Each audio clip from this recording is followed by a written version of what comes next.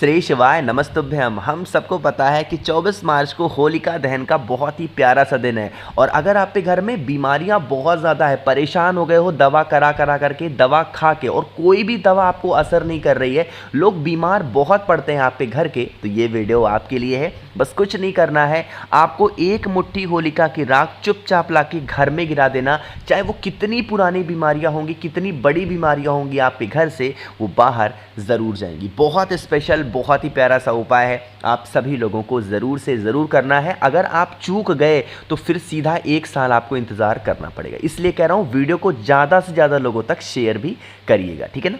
देखो, आपको क्या करना है, जिस जगह पे होलिका जल रही हो, सबसे पहला काम ये समझो, जिस जगह पे होलिका जल चुकी हो वहाँ पे जाना। जल रही हो जाओ तो भी अच्छी बात है, जल चुकी हो वहाँ पे जाएंगे और वहाँ से आपको लेके आनी होगी 1 से 2 चुटकी राख।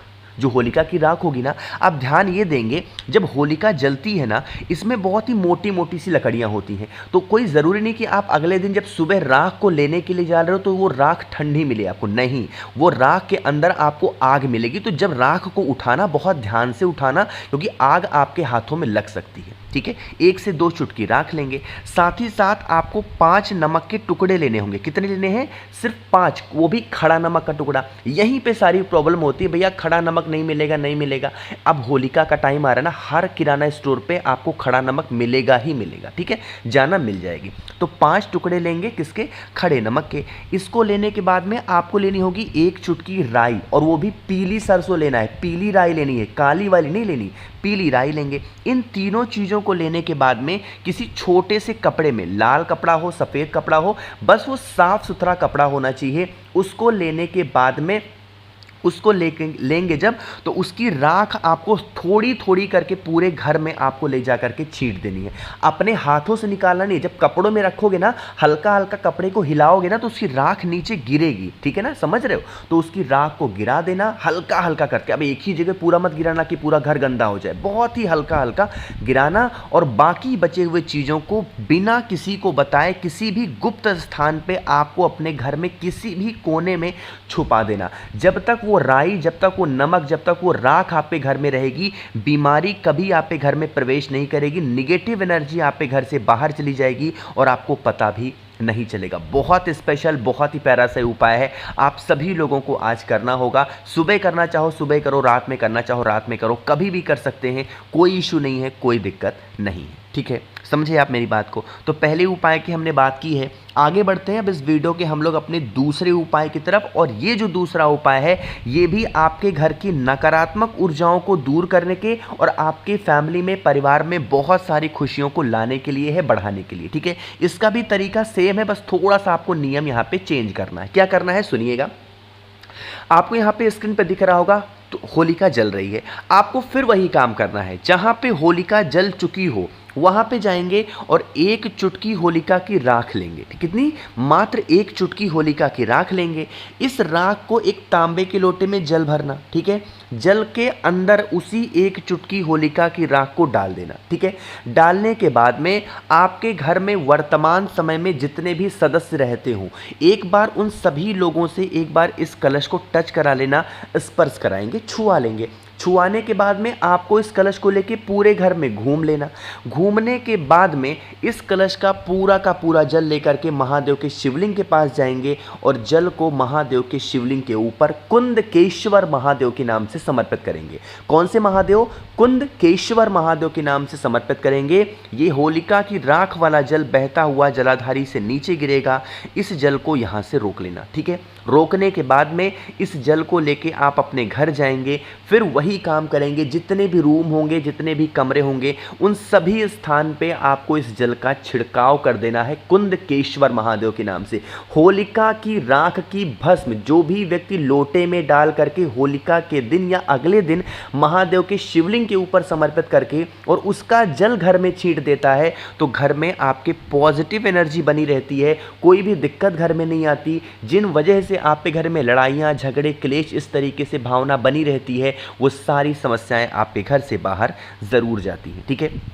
करिएगा ज़रूर, बहुत ही प्यारा सा और बहुत ही ज़्यादा स्पेशल सा ये उपाय था, ठीक है। बात आई क्या समझ में? तो 2 उपाय की तो हमने बात यहाँ पे कर ली है। तीसरा उपाय है, ये भी आपके घर की बीमारियों को दूर करने के लिए है। ये उपाय भी बहुत छोटा है, बहुत आसान है। क्यों? क्योंकि इस उपाय से आप अपने पितरों को खुश कर सकते हैं। और अगर किसी भी कारण से आपके घर में अगर बीमारी प्रवेश कर गई है ना, तो कहीं ना कहीं दोष हमारे पितृदोष में होता है। ठीक है, तो अब इसी पितृदोष को दूर करेंगे इस होलिका की राख से।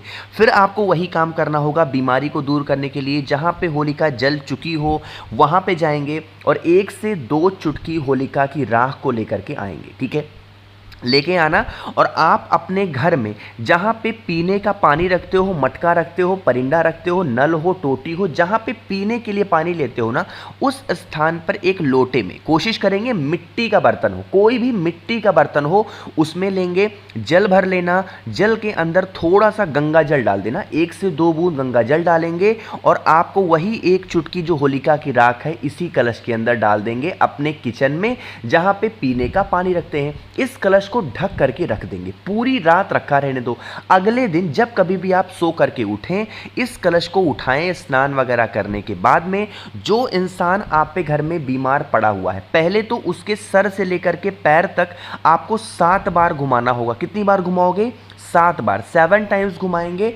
और उसके बाद में उस कलश को उस बीमार इंसान के हाथों से स्पर्श करा देना, टच करा देना। ठीक है, टच कराने के बाद में आप उसी कलश को किसी भी पीपल पेड़ की जड़ में ले जा करके समर्पित कर देना। और यह कामना से समर्पित करना, हे पितृ देवता, हे पितृ भगवान, हमसे जो भी गलतियां हुई हो, जो भी हमसे दोष हुई हो, हम अनजान हैं, हमें अनजाने में हमसे गलतियां हुई हो, आप हमें क्षमा करें। और हमारे घर से जो भी बीमारी की जो भी समस्याएं हैं, जो भी कष्ट चल रही हैं, उन सभी कष्टों को दूर करें। ठीक है, अपने अकॉर्डिंग जो कुछ भी जैसे भी प्रार्थना कर सकते हो कर लेना। आपके घर से बीमारियां कहाँ चली जाएंगी आप खुद भी जान नहीं पाओगे। ठीक है, करिएगा ज़रूर। अब बात कर लेते हैं इस वीडियो के सबसे छोटे और बहुत ही आसान से उपाय की और आखिरी उपाय की, जो कि आपको होलिका के दिन करना चाहिए। और यह उपाय भी 2 चीज़ों में काम आएगा। पहला, अगर मान लेते हैं नज़र बहुत ज़्यादा लगती है ना, बहुत परेशान हो गए, नज़र, टोने, टोटके, इस टाइप की प्रॉब्लम बहुत ज़्यादा चल रही हैं, तो इस उपाय को करोगे। दूसरा, अगर आपकी बीमारी ठीक नहीं हो पा रही है, तब तो आपको इस उपाय को करना ही करना। ठीक है, सेम काम आपको करना होगा। आपको लेना होगा राई। ठीक है, कितनी राई लोगे? 3 चम्मच राई। ठीक है, छोटा सा चम्मच होता है, उस 3 चम्मच राई लेंगे। किसी छोटे से पेपर में लेना। ठीक है, उसको किसी कटोरी में नहीं लेना है, किसी पेपर में लेना। ठीक है, राई को लेने के बाद में सिर्फ राई लेनी है। राई को लेने के बाद में को जो इंसान बीमार पड़ा है, जिसे नज़र, टोने, टोटके बहुत लगते हैं, उसके सर से लेकर के पैर तक 21 टाइम्स 21 बार घुमाओगे क्लॉकवाइज डायरेक्शन में, जिस दिशा में घड़ी घूमती है। ठीक है, घुमा लेना। घुमाने के बाद में सेम काम आपको करना होगा।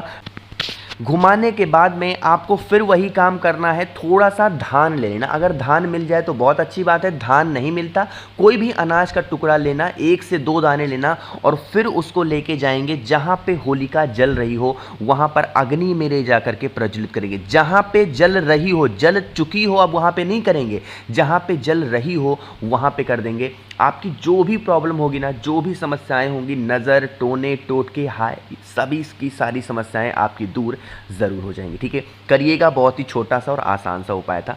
कोशिश की मैंने आप सभी लोगों को होलिका दहन के बहुत ही प्यारे से उपाय बताए हैं। जो उपाय आपको पसंद आते हो, कोई सा भी उपाय आप अपने लिए, अपनी फैमिली के लिए, घर का कोई भी सदस्य किसी के लिए भी कर सकता है, कोई दिक्कत नहीं है, कोई प्रॉब्लम नहीं है। ठीक है, बात आ रही समझ में? कोशिश की मैंने अच्छा समझाने की। वीडियो पसंद आई हो तो लाइक करिएगा। अगर आप लोगों में से किसी को भी मुझसे फ़ोन पे बातें करनी है, मैसेज बातें करनी है, तो आप हमें इंस्टाग्राम या फेसबुक पे फॉलो कर सकते हैं, जिसके लिए सर्च करना होगा द नेचुरल प्लैनेट 108। वहाँ पे हम लोग बहुत सारी बातें करेंगे। और जितने भाई बहन मेरी आवाज़ पहली बार सुन रहे हैं, चैनल को ज़रूर सब्सक्राइब करिएगा। श्री शिवाय नमस्तुभ्यम।